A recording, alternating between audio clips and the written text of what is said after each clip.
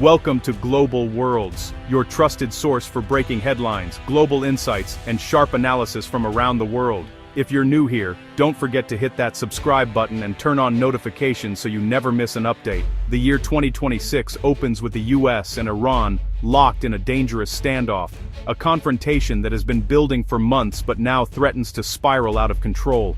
Tensions have reached a boiling point, with both sides trading accusations and warnings, and the world's attention is fixed on the escalating crisis. The diplomatic channels that once offered hope for de-escalation have all but collapsed, leaving little room for compromise or dialogue. The threat of open conflict looms large, threatening to plunge the entire Middle East into chaos and uncertainty. Regional powers are scrambling to respond, and the risk of a wider war grows with every passing day. The flashpoint, President Trump's decision to publicly adopt the protest slogan, "Death to Dictator," has sent shockwaves through the international community. By directly targeting Iran's supreme leader, Ali Khamenei, Trump has shattered decades of diplomatic norms and crossed a line that previous administrations carefully avoided. This move is seen by many as a deliberate provocation, one that could have far-reaching consequences for both nations. This signals a dramatic shift in U.S. policy, from cautious containment to open calls for regime change. The stakes for global stability have never been higher, as world leaders scramble to respond to the new reality. The United Nations has called emergency meetings, but consensus is elusive, and the rhetoric on all sides is only growing more heated. Backed by visible military maneuvers and a recent surge in violence, both nations are now on high alert. Fighter jets patrol the skies, naval fleets maneuver in the Persian Gulf, and intelligence agencies warn of possible attacks. The world watches anxiously, aware that a single miscalculation could ignite a regional war with global consequences. Trump's use of the protest slogan has aligned the US with Iranian demonstrators demanding change, but it also risks fueling the regime's propaganda about foreign interference.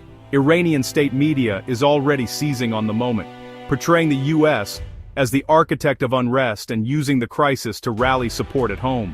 The crisis now threatens to destabilize global energy markets, sending oil prices tumbling and sparking fears of a worldwide economic shock. Oil tankers in the Persian Gulf face new dangers, and energy-dependent economies are bracing for the fallout.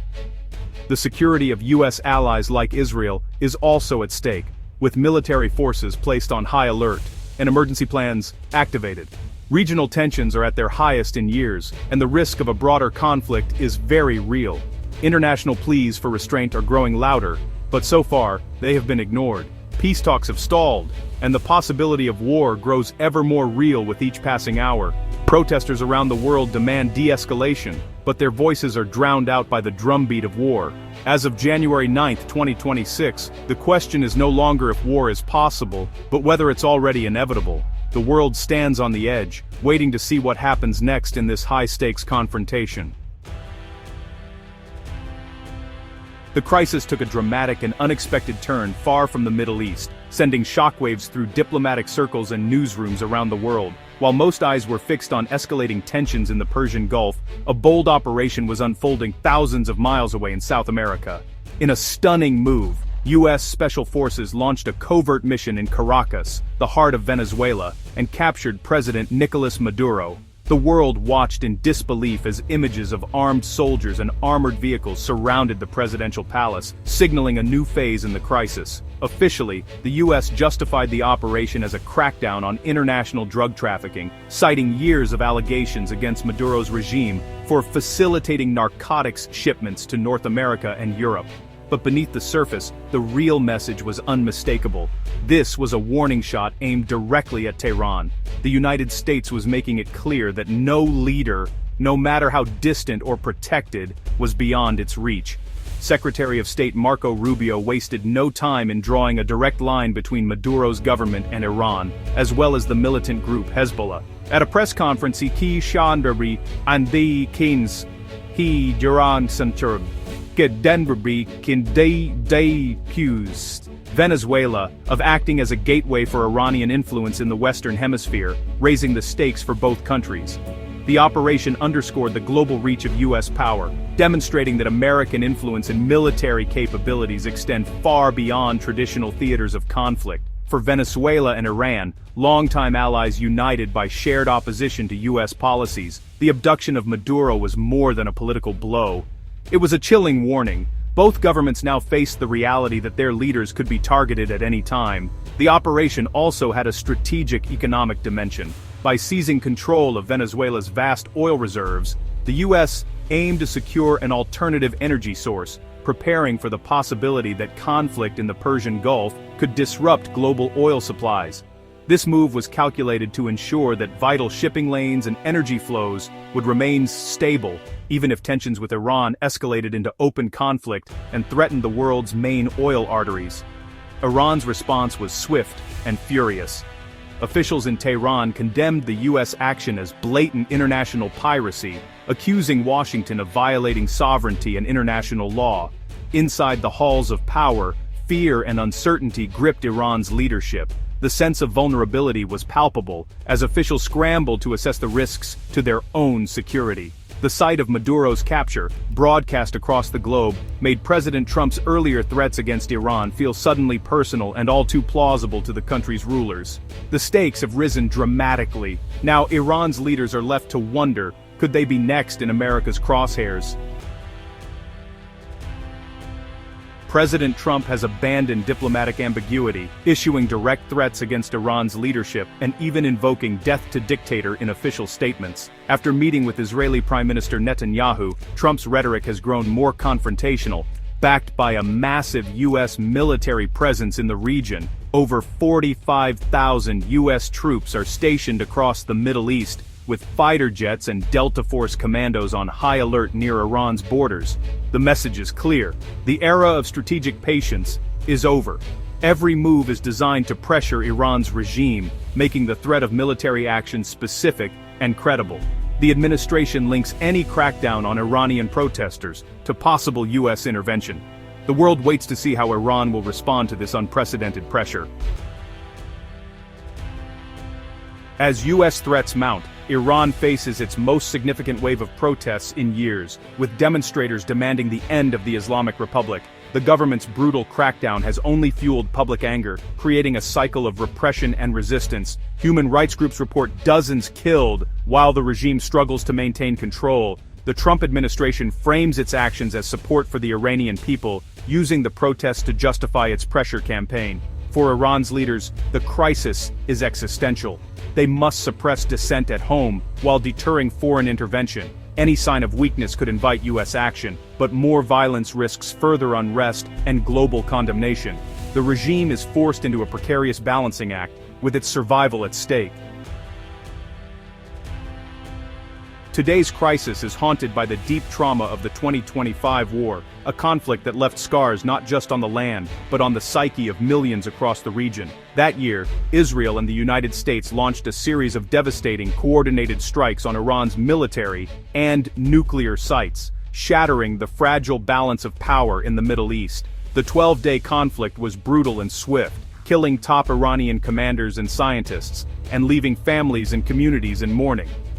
The regime in Tehran emerged, battered but unbroken, its leaders projecting defiance even as the nation reeled from the losses. In response, Iran unleashed a barrage of missile attacks on Israeli cities, igniting fear and chaos far beyond the battlefield.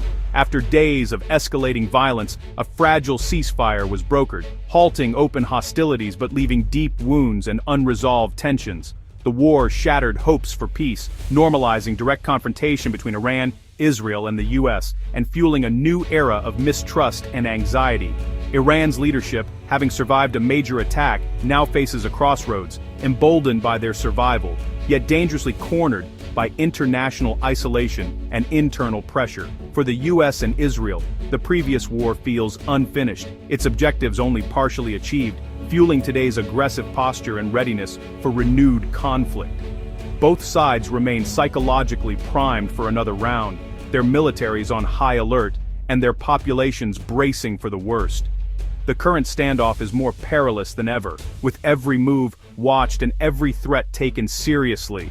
The memory of destruction lingers in every ruined building and every scarred landscape, a constant reminder of how quickly peace can unravel. For civilians, the threat of renewed violence is ever present, making each warning siren more credible and terrifying than the last.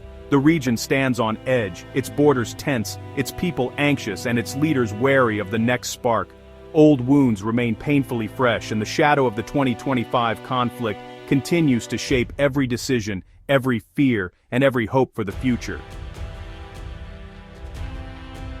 Supreme Leader Khamenei, now 86, faces unprecedented internal and external threats. His military is weakened, regional allies are in disarray, and rumors swirl of possible escape plans to Russia. Iran's axis of resistance is crumbling, leaving the regime isolated. Khamenei's options are all high risk: closing the Strait of Hormuz, seeking negotiations, or doing nothing. Shutting the strait could trigger global economic chaos and massive US retaliation, but remains Iran's most powerful card. Negotiation seems unlikely, with Trump demanding regime change, and concessions could be fatal for the regime's authority. Inaction risks slow collapse as protests rage and US forces loom. Khamenei is cornered. His next move could reshape the region. Despite setbacks, Iran is not defenseless. The regime has unveiled a hypersonic missile capable of evading most air defenses and threatening US carriers and Israeli cities. This new weapon is a game-changer, raising the cost of any attack on Iran. Iran's geography remains its greatest asset. The threat to close the Strait of Hormuz could devastate global oil markets. The US move to secure Venezuelan oil is a hedge against this scenario, but experts doubt it can fully offset a Gulf shutdown. The economic dimension is clear. Even the threat of closing the strait rattles markets worldwide. Iran will use this leverage to the fullest, knowing a war would be an economic catastrophe. As tensions rise, oil prices become a real-time barometer of war risk. The world is alarmed by the escalating US-Iran confrontation. European leaders and the UN call for restraint, but their influence is minimal as Washington and Tehran double down. Analysts warn that Trump's regime change rhetoric leaves Iran little incentive to negotiate, pushing Tehran toward more extreme measures. The paradox: US pressure may actually drive Iran to pursue nuclear weapons as the ultimate deterrent. Israel, closely aligned with the US, has issued its own warnings and remains on high alert, raising the risk of a multi-front conflict. The region teeters on the edge, with diplomacy sidelined and military options dominating. The fear of a catastrophic region-wide war grows by the day. The world stands at a crossroads, with the risk of war between the US and Iran higher than in decades. Trump's strategy is a high-stakes gamble. Will Iran's regime collapse, capitulate, or fight back? Ordinary Iranians are caught between repression and the threat of foreign intervention, their fate uncertain. Oil, hypersonic missiles, and shifting alliances add layers of complexity to the crisis. A war with Iran would be unlike any recent conflict, with the potential to ignite a regional firestorm. The next decisions in Washington, Tehran, and Jerusalem will determine whether the region steps back from the brink or plunges into war. The future is unwritten, but the world holds its breath.